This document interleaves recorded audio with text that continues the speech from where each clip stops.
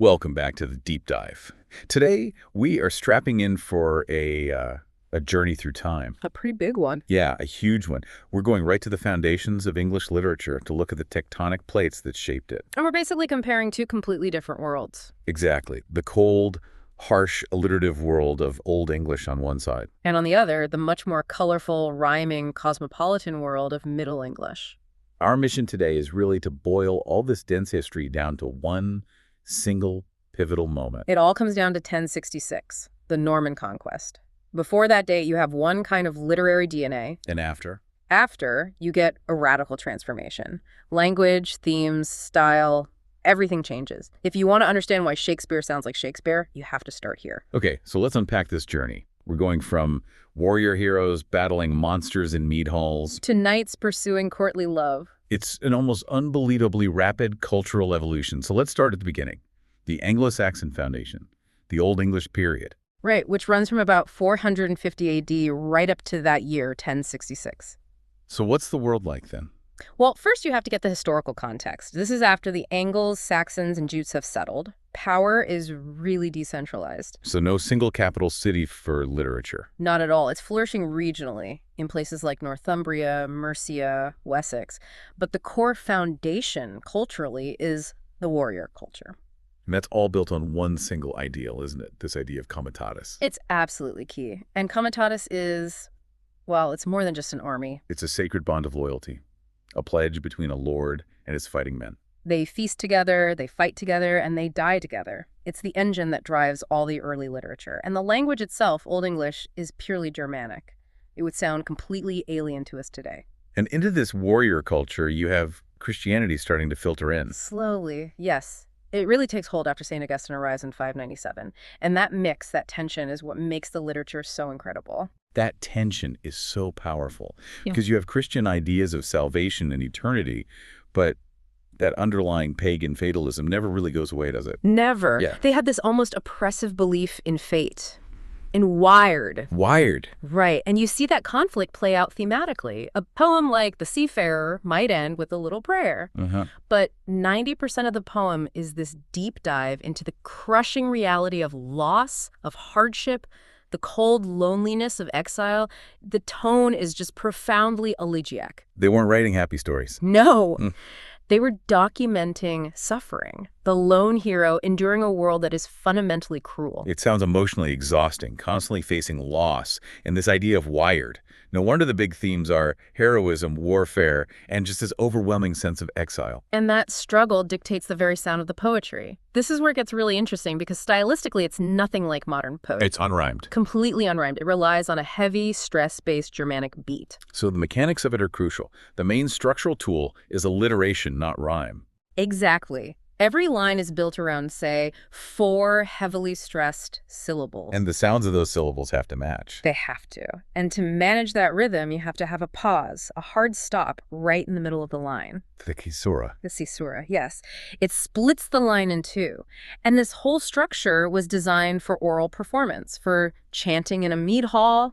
It makes it easier to remember. It's like a rigid cage for the language. Mm-hmm. And if you don't use the alliteration and the caesura, the line just falls apart. It does. And then inside that cage, you have these beautiful linguistic flourishes, the kennings. I love kennings. They're brilliant. They're these concise, metaphorical, compound words. So instead of the sea, You say the whale road. or bone house for the body, Heaven's candle for the sun.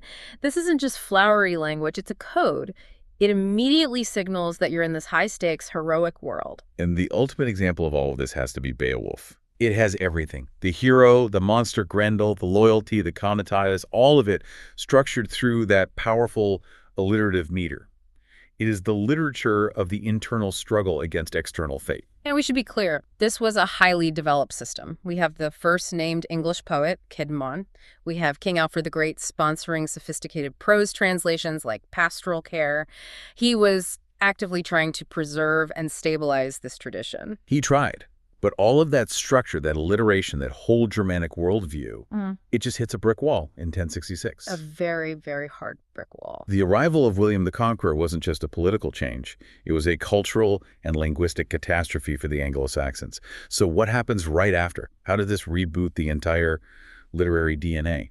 Well, for the written word, the change was immediate and catastrophic. The Anglo-Saxon aristocracy was, basically wiped out or dispossessed. And they were the patrons. They were the patrons.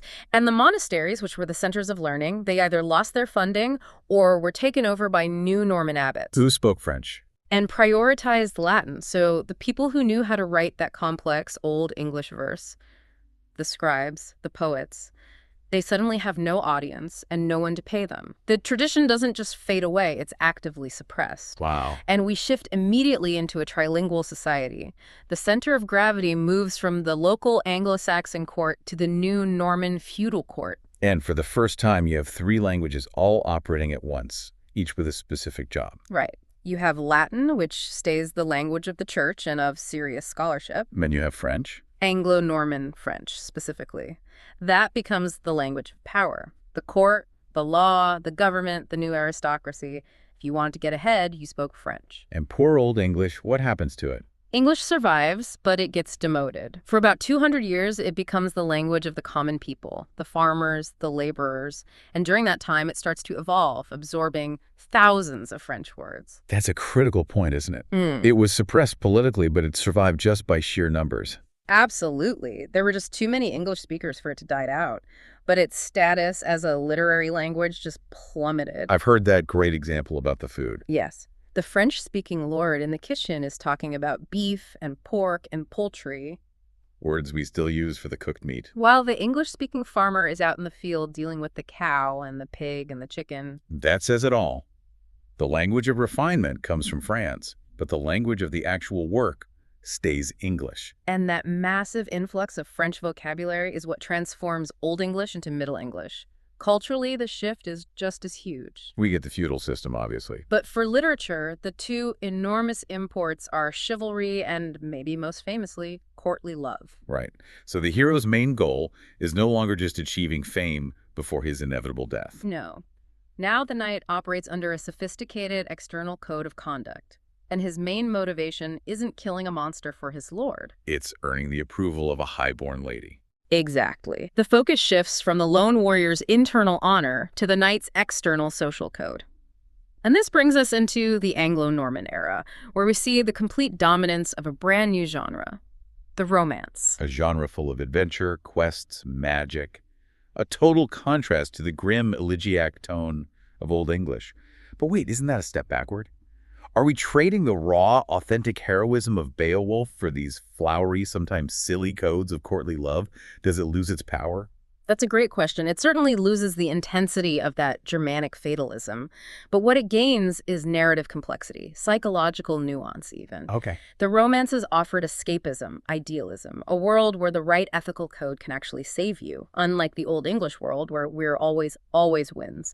They replace internal struggle with external tests of virtue. And the most dramatic change is in the style itself. We ditch the alliterative line, we ditch the caesura. And in comes the rhymed couplet straight from France. How did that happen so completely? Was it just fashion? It's the language itself. Old English was stress-based. It relied on accents, on consonant sounds. Thump, thump, thump. Right. French, on the other hand, is a syllabic language. Its poetry is structured by counting syllables and using end rhyme. So as English absorbed all these French words, its own natural rhythm started to change. It did. It became more fluid. That heavy Germanic beat started to feel old-fashioned, even clumsy. Rhyme just became the new, more natural organizing principle for the new form of the language. And the new genre, the romance, needed a different engine. It was a narrative vehicle. It was meant to be read or recited to entertain a court, not chanted like a solemn ritual. And we actually see French and Anglo-Norman writers in England laying the groundwork for all of this. Oh, absolutely. You have to think of someone like Marie de France and her famous Les. Like Lanval. Yes, these short, elegant narrative poems were foundational. They introduced complex ideas of courtly love and adventure to an audience in Britain. And then there's Geoffrey of Monmouth, maybe even more important. Critically important.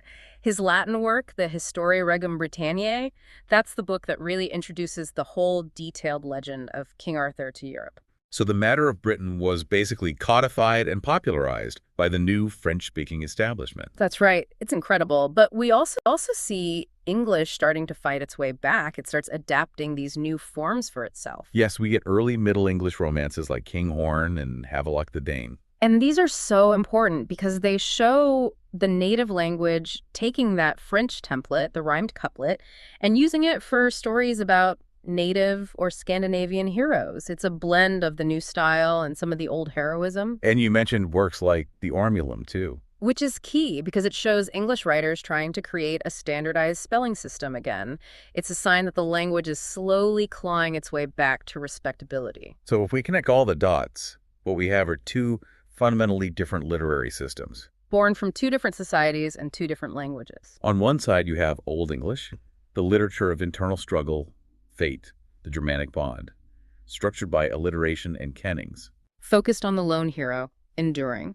And on the other side, you have Middle English, the literature of external social relationships. Chivalry, courtly love, social codes. Structurally driven by French and Latin, dominated by rhyme and the couplet, and focused on the knight on a quest within a society. So the 1066 shift didn't just tweak the system, it rebooted the entire literary DNA of English. It's a stunning transition. You go from Beowulf's alliteration to the rhyming couplets of romance. From the crushing hand of Weird to the complex demands of courtly love. And from a solid Germanic language to one filled with the cosmopolitan vocabulary of French.